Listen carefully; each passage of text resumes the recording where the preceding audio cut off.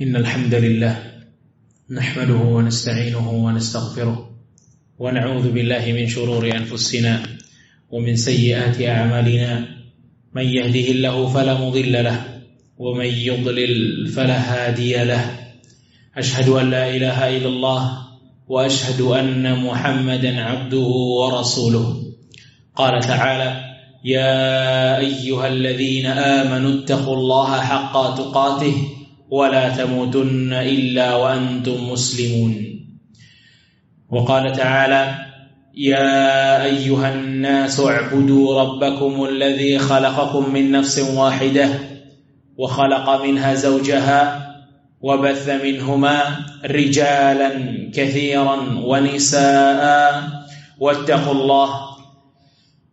الله الذي تساءلون به والأرحام إن الله كان عليكم رقيبا وقال تعالى يا أيها الذين آمنوا اتقوا الله وقولوا قولا سديدا يصلح لكم أعمالكم ويغفر لكم ذنوبكم ومن يطع الله ورسوله فقد فاز فوزا عظيما أما بعد فإن أصدق الحديث كتاب الله وخير الهدى هدى محمد صلى الله عليه وسلم وشر الأمور محدثاتها وكل محدثة بدعة وكل بدعة ضلالة وكل ضلالة في النار أما بعد أخوة الكرام أعزكم الله para jamaah Jumat yang semoga Allah Subhanahu wa taala berikan rahmat dan diterima amal ibadah kita.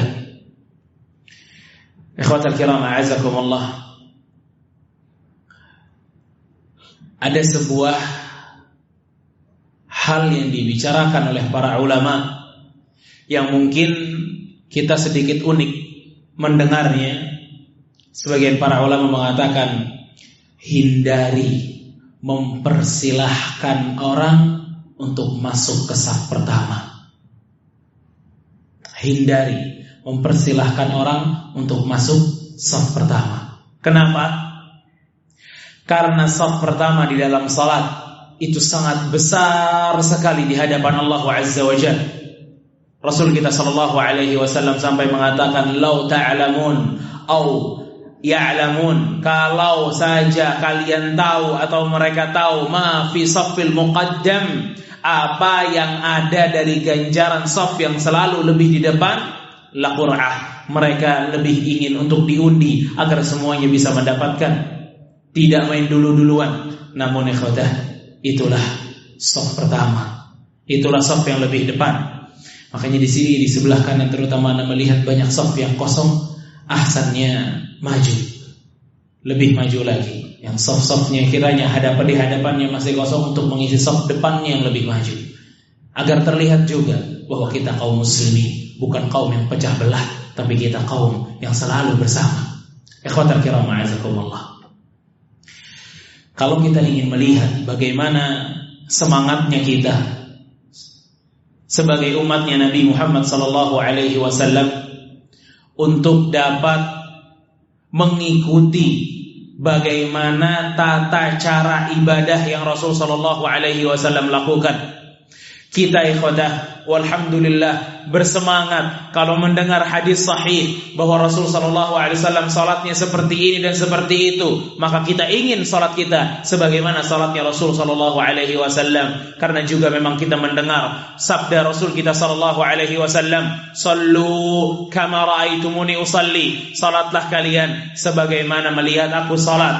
Waktu haji, setiap dari kita mau umrahnya atau hajinya, mereka ingin untuk sesuai dengan apa yang Rasul kita sallallahu alaihi wasallam ajarkan. Dan ini juga pengaplikasian dari sabda Rasul kita sallallahu alaihi wasallam, "Lita'khudhu anni manasikakum." Contohlah, ambillah cara hajiku, manasikku, kata Rasul sallallahu alaihi wasallam. Namun di sisi yang lain, pada saat kita benar-benar memfokuskan konsentrasi diri kita untuk bisa mengikuti bagaimana rukuknya Rasul sallallahu alaihi wasallam, bagaimana sujudnya Rasul sallallahu alaihi wasallam, bagaimana berdirinya Rasul sallallahu alaihi wasallam, bagaimana i'tidalnya Rasul sallallahu alaihi wasallam, namun kadang kita lupa untuk mengikuti hatinya Rasul sallallahu alaihi wasallam pada saat sedang beliau salat. Makanya ikhwatah, hati juga perlu diperhatikan agar kita ittiba juga hati kita dengan hati Nabi kita sallallahu alaihi wasallam pada saat beliau beribadah. Kita enggak hanya sibuk dengan zahir, tapi kita sibuk juga dengan batin.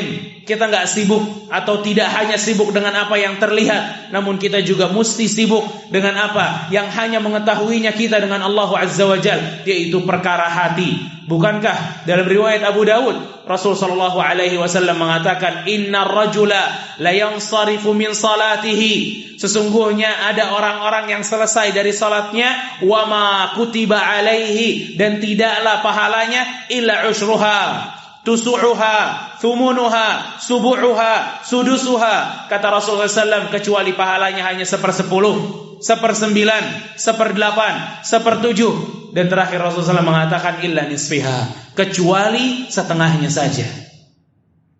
Bareng salatnya, pahalanya beda, di saf yang sama tapi pahalanya beda. Apa kata Al-Imam An-Nunawi rahimahullahu taala? Beliau mengatakan, perbedaan pahala tersebut itu mengikuti perbedaan hati dari setiap orang yang salat. Bagaimana khusyuknya, bagaimana tadaburnya, itu yang menentukan berapa banyak pahala yang akan dia dapatkan. Makanya ikhwatal kiram a'azakumullah, masalah amalan hati ini masalah yang besar, bahkan sangat besar. Perlu sekali untuk senantiasa kita renungi, perlu sekali untuk senantiasa kita cek kembali hati kita dalam solat-solat kita sekalipun. Karena wallah, yang dipuji sama Allah itu bukan semua orang yang solat.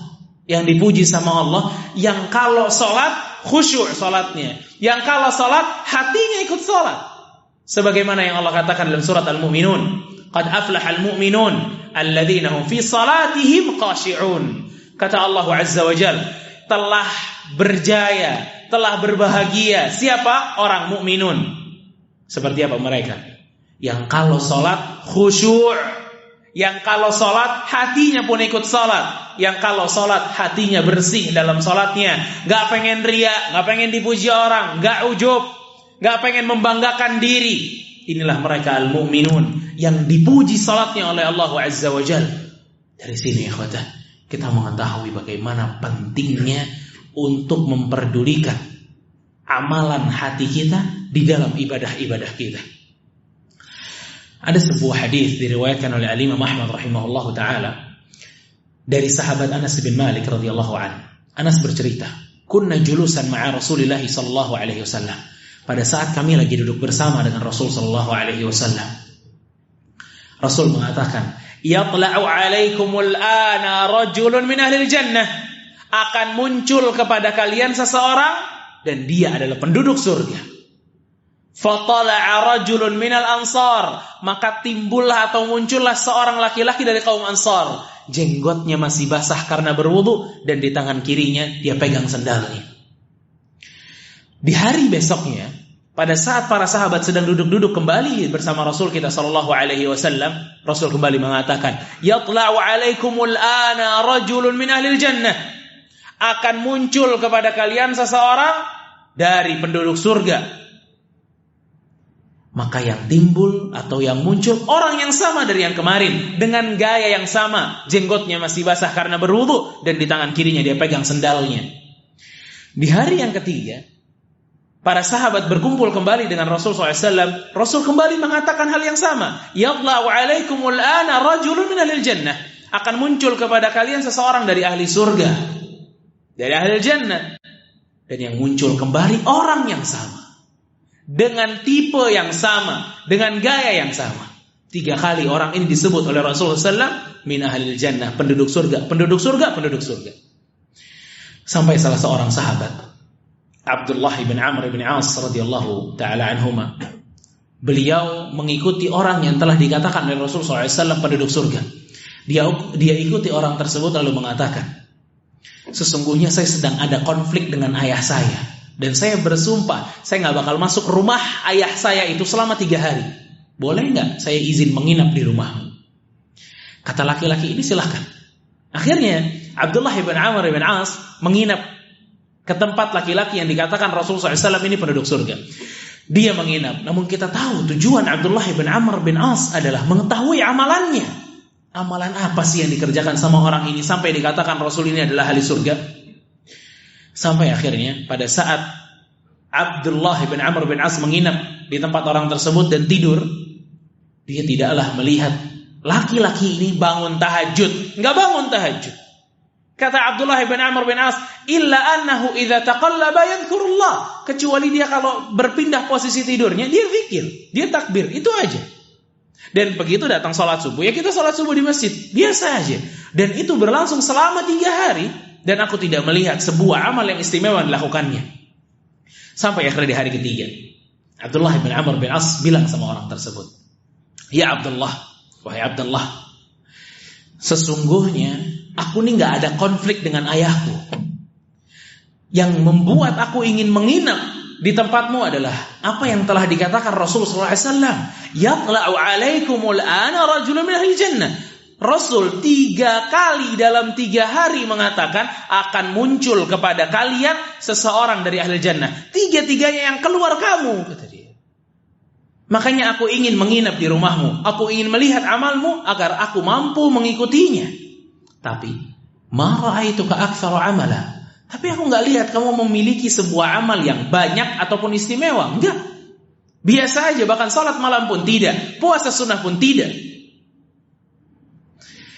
Sampai orang ini mengatakan, "Ha huwa ana bima ra'ait." Ya ini saya, ini amalan saya sebagaimana yang Anda lihat. Akhirnya Abdullah bin Amr bin As pamit untuk pulang. Pada saat Abdullah bin Amr bin As pamit untuk pulang, dipanggil sama orang ini, "Ya Abdullah bin Amr bin As, ma'ani illa mala'ai." Aku ya seperti yang engkau lihat, illa anni, kecuali aku ini setiap hendak mau tidur, aku bersihkan hatiku dari dengki dan hasad kepada setiap muslim. Aku bersihkan hatiku dari setiap dengki dan hasad kepada setiap muslim. Abdullah bin Amr bin As pada saat mendengar amal yang satu ini, beliau mengatakan, ini yang menghantarkanmu ke surga, wa hadza mimma la nutiq, dan ini yang kami belum mampu melakukannya. Allahu akbar. Ikhwatah, hadis ini mengajarkan kepada kita bahwa sahabat satu ini amalan istimewanya bukan banyak salatnya, bukan banyak puasanya, tapi hatinya yang menjadikan orang ini bisa disebutkan oleh Rasul sallallahu alaihi wasallam, yatla'u alaikum rajulun min ahli jannah, nih penduduk surga. Makanya khotal kiram azakumullah, bersihkan hati kita, perhatikan amalan hati kita agar kita mampu memasuki surganya Allah Subhanahu wa taala dengan amalan hati kita.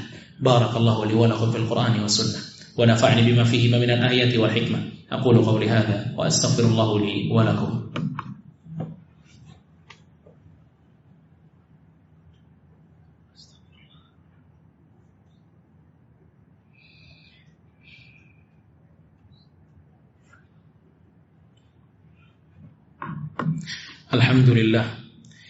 Alhamdulillahil azizil ghaffar, al-wahidul qahhar, wassalatu wassalam ala nabiyyina Mustafa al-mukhtar wa ala alihi al-adhar wa ashabihi al-abrar, amma ba'd.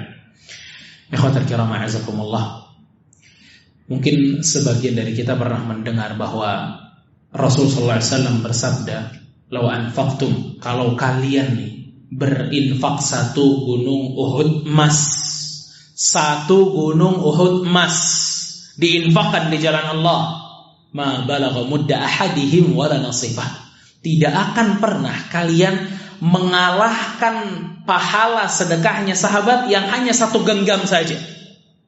1 genggam dengan 1 gunung Uhud emas tidak bisa, tidak mampu mengalahkan sedekahnya para sahabat. Kenapa? Karena hati. Permasalahannya bukan kuantitasnya, tapi kualitas hati seseorang dalam beramal. Abu Bakar bin Ayyash rahimahullahu ta'ala, seorang tabi'in, mengatakan kepada para tabi'in yang lain, sesungguhnya kalau amalan kalian mau dibandingkan dengan amalannya Abu Bakar, secara kuantitas, secara banyaknya salat, secara banyaknya puasa, kalian bisa menyaingi dia. Tapi yang menjadikan kalian berbeda dengan Abu Bakar adalah dengan sesuatu yang ada dalam hatinya Abu Bakar. Iman. Hati yang membedakan. Makanya ikhwatal kiram a'azakumullah, enggak selalu seseorang yang bersedekah 10 juta itu bisa menang dengan orang yang bersedekah walaupun 20.000, karena masalahnya di hati. Al-Imam Ibnu Taimiyah rahimahullahu taala beliau mengatakan, "Annal a'mal adh-dhahirah ya'dhumu qadruha wa yasghuru qadraha bima fil qulub." Sebuah amal itu akan menjadi besar atau menjadi kecil tergantung dengan hati seseorang. Tergantung dengan hati seseorang. Kalau dia keluarkan 20 juta, 30 juta, kalau dia puasa Senin Kemis, kalau dia salat tahajud, namun tidak diberikan kepada Allah Azza wa Jalla, dia ingin ujub, dia ingin riya, fawallah, lebih baik orang yang salatnya standar namun dia berikan hatinya kepada Allah Azza wa Jalla. Makanya ikhwatal kiram a'azakumullah, Rasul kita sallallahu alaihi wasallam mengajarkan kepada kita, Allahumma ati nafsi taqwaha wa zakkiha wa anta khairu man zakkaha anta waliyuha wa maulaha. Ya Allah, berikanlah kepada hatiku ini ketakwaan dan bersihkanlah, dan Engkau adalah yang paling baik untuk membersihkan hati. Engkau yang memiliki hati ini dan Engkau juga yang mengawasi hati ini. Maka ikhwatal kiram a'azakumullah, bersihkan hati kita dan perhatikan amalan hati kita sebagaimana kita memperhatikan amalan zahir-zahir yang kita lakukan.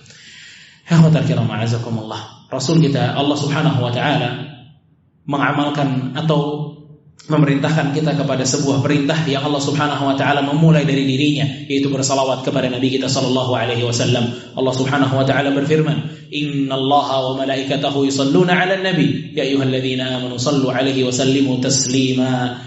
Dan Rasul kita sallallahu alaihi wasallam juga mengatakan, man shalla alaihi salatan wahidah sallallahu alaiha biha asyra. Siapa yang bersalawat kepadaku 1 kali, maka Allah akan bersalawat untuknya 10 kali. Fa usalli wa usallim ala sayyidina wa habibina wa maulana Muhammad ibn Abdullah wa ala alihi wa sahbihi ajma'in. Allahumma ighfir lil muslimina wal muslimat والمؤمنين والمؤمنات الأحياء منهم والأموات إنك قريب مجيب الدعوات يا قاضي الحاجات. اللهم أعز الإسلام والمسلمين، اللهم أعز الإسلام والمسلمين، اللهم أعز الإسلام والمسلمين ودمر اللهم أعداءك أعداء الدين يا رب العالمين. اللهم آتي نفوسنا تقواها وزكها وأنت خير من زكاها أنت وليها ومولاها يا حي يا قيوم برحمتك نستغيث أصلح لنا شأننا كله ولا تكلنا إلى أنفسنا طرفة عين. اللهم ارفع عنا هذا الوباء، اللهم ارفع عنا هذا الوباء والبلاء، اللهم ارفع عنا هذا الوباء والبلاء يا أكرم الأكرمين يا أرحم الراحمين يا ذا الجلال والإكرام يا رحمن يا رحيم يا أرحم الراحمين يا أكرم الأكرمين. ربنا آتنا في الدنيا حسنة وفي الآخرة حسنة وقنا عذاب النار. وصلى الله وسلم وبارك على عبده ورسوله نبينا محمد وعلى آله وصحبه أجمعين. وآخر دعوانا عن الحمد لله رب العالمين.